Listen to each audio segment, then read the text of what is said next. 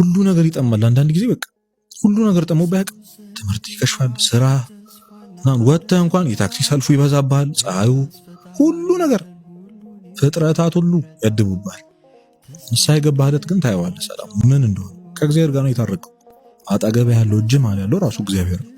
የእግዚአብሔር መዳፍ ላይ ቁጭ እንደማለት እና ልቡ ድንድን በቃ ኖርማል ሆነናል። አሁን ሁሉ ነገር ኖርማል ሆነ።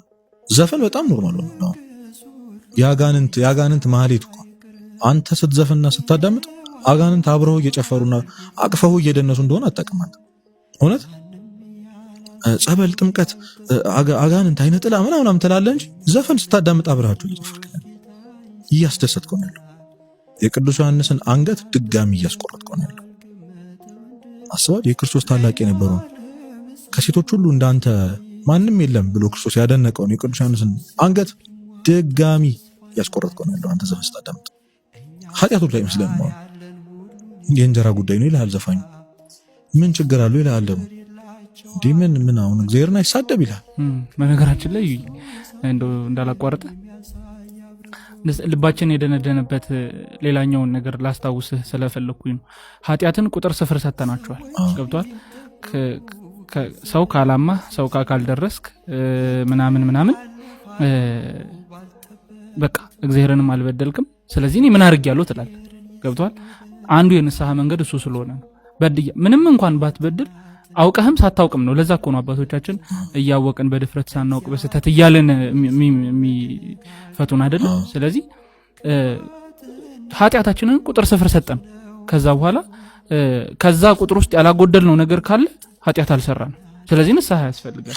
የልብ መደንደን አንዱ ይሄ በዚሁ አየይዘህ እንድትለኝ ኃጢአትን ማወዳደር ምን ዘፈን ትለኛለህ? ሰውን እየገደላል እንዴ ይላል። እግዚአብሔር ከሱ ጋር አወዳድሮ እኮ አይደለም አንተን እንዳንተን ነው የሚያይ እግዚአብሔር። በነገራችን ያደረካትን የልብህን ክፋት ያውቃል እግዚአብሔር። ምን አገባው ስለዚህ ምንድነው እንደሌላው ጊዜ ምናምን ትምህርት ቤት ሁሉ መጥፎ ውጤት አመጡ። አንተ ከ10 2 ዓመት የክፍሉ ተማሪ ሁሉ 0 ያመጣ እኮ አንተ ጥሩ ውጤት አይደለም ያመጣ። የሰው ሁሉ መውደቅ የአንተን ትንሽ መነሳት ከፍ ያደርገው። ይሄንን ማውቃለሁ። የኃጢአት ትንሽ ትልቅ የለውም። ሁሉም ጋር መነሳት ውስጥ ነው።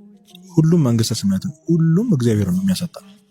ያን ማሰብ ያስፈልጋልና ልባችን ያደነደነው እንዲህ ኖርማል መሆናችን። ሐሜት ዛሬ ቲክቶክ ላይ የምናያቸው ነገሮች ታውቃለህ። ቁጭ ብለህ ሶሻል ሚዲያ ላይ አንድ ሰው ውድቀት፣ መሳደብ፣ መተራረብ ከጓደኛ ጋር ኃጢአት እንደሆነ ታውቃለህ። እንቁጠር ካልከው እኮ በዚህ ሁሉ ልክ እና እነዛ ነገሮች መጣራቅም ይሁዱ ነገሮች ተከተተና ሰው ልብ ከደነደነ አልቀስበት፣ ሄደ እንባ ስጠኝ ጌታ የእውነት መጸጸት ፈልጋለሁ በለው። በዛው ወደ ነደነ ልብ ምንም ሳይሰማም ቢሆን የንስሐ አባት ጋር ሂድ እና ንስሐ ግባ። ያደረከውን ለመናገር ምናልባት የልብ ጸጸት ላይ ያስፈልግ ይችላል።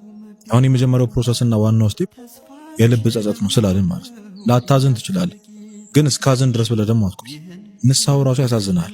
ቀኑናው ራሱ በመሃል የሚሰጥ ቤተክርስቲያን የምታሳልፈው ስግደቱ፣ ጾሙ፣ ጸሎቱ፣ መጽዋቱ ራሱ ልብህን ያለሰልስልሃል። መዝሙር ማዳመጥህ፣ ወደ እግዚአብሔር ቤት መመላለስ ራሱ አንድ ቀን ልብህን ይሰብርልሃል። የሚንጠባጠብ ውሃ አይደል አለት የሚሰነጥቅ የማያቋርጥ ማለት ነው። ሳታቋርጥ ወደ እግዚአብሔር ተመላለስ። ልቤን መልስልኝ።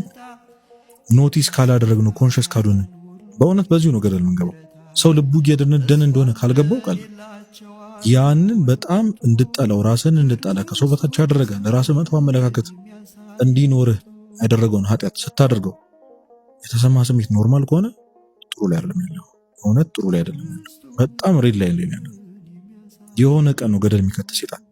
አሁን ዝም ያረገና አንድ ቀን ማታ ቤትህ ቁጭ ብለህ ምንም በሌለበት አጠራቅሞ ያመጣብህና ያሳስባል። ምን አይነት ሰው እንደሆንክ እግዚአብሔር እኮ በጣም ከራሳችን ጠብቆናል። በነገራችን ይሄን የራሳችን ብናውቀው እኮ እንደዚህ ነው።